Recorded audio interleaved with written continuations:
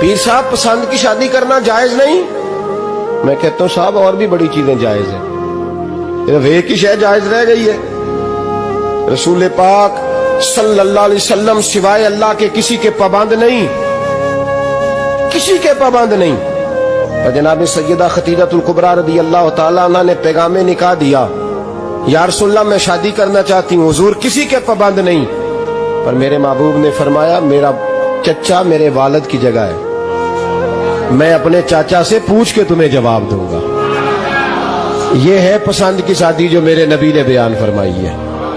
تو سارا کچھ کراس کر کر کے گزر جاتا ہے، یہاں تو حال یہ ہے کہ پالنے والا کوئی اور سائے میں بیٹھنے والا، باغ تیرے دی کر کر راکھی میں ساری عمر گزاری، تو جدوں اے پھل پکن تے آیا تے لے گئے ہور بپاری۔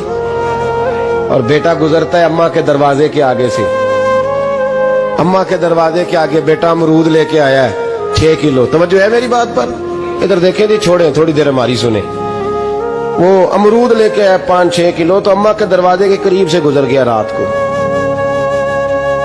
تو کمائی کھانے کا ٹائم آیا نا، تو گزر گیا۔ تو وہ وزیر اعظم سے ڈرتا ہے نا، تو جا کے بی بی سے کہتا ہے بی بی کے حقوق دینا بھی رسول اللہ کی سنت ہے، لیکن یہ کیا بات ہوئی، تو نے بیوی اور ماں کا مقابلہ شروع کرا دی ہے؟ سمجھ تو صحیح، یہ تیرے لیے کعبے کی جگہ ہے اور تو بیوی کے لیے کعبے کی جگہ ہے، اسے بھی سمجھنا چاہیے، غور کرنا چاہیے۔ 5 کلو امرود لے کے تو ماں کے کمرے کے قریب سے گزر گیا ہے، بی بی کو جا کے کہتا ہے چل آدھا کلو اماں کو بھی دے، اس کے کون سے دانت ہیں، تو پلیٹ میں ڈال کے وہ لائی ہے۔ تو سمجھا ہی نہیں، تو نے غور ہی نہیں کیا۔ بندہ تو وہ ٹھیک نہیں تھا، نپولین، تو کسی نے اس سے پوچھا تھا بتا زندگی میں پیسے لینے کا مزہ کب آیا؟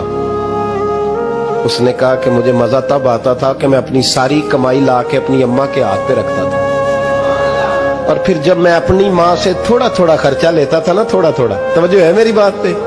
اماں جی 10 روپے دے آجے، کہ تو جب میں تھوڑا تھوڑا خرچہ لیتا تھا نا، تو مجھے یوں لگتا تھا جیسے میں بادشاہ وقت کے سامنے کھڑا ہوں اور وہ خزانے کا منہ کھول کھول کے مجھے دیتا جا رہا ہے۔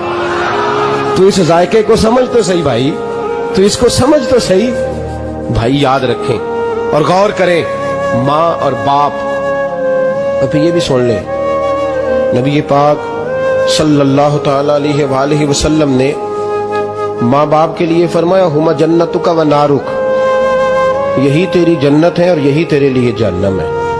اگر یہ راضی ہو گئے تو تیرے لیے جنت ہے، ناراض ہو گئے تو چاہے تو 100 پیر کے مزار پہ حاضری دے آ، لیکن جب تک ابا راضی نہیں اتنی دیر تک اللہ راضی۔